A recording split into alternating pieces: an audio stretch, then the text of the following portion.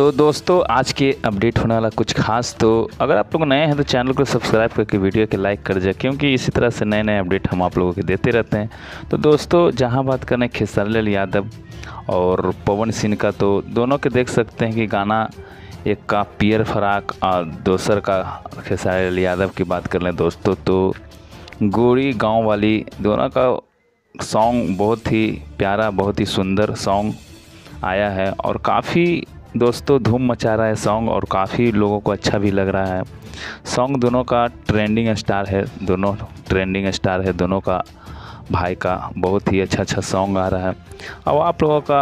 आशीर्वाद जहां कृपा बनाए हैं इस दोनों पे, और काफ़ी अच्छा देख सकते हैं कि दोनों का गाने का रिस्पांस जहां बात कर लें तो गाने का भी रिस्पांस बहुत ही अच्छा चल रहा है और काफ़ी सॉन्ग का बात करें तो अच्छा भी है। और इसी तरह का देख सकते हैं कि सॉन्ग अभी देख रहे हैं कि जहां ट्रेंडिंग स्टार हो, पवन सिंह हो, खेसारी लाल हो, दोनों का सॉन्ग बैक टू बैक आ ही रहा और गर्दा मचा रहा है यूपी बिहार से लेकर सभी राज्यों में।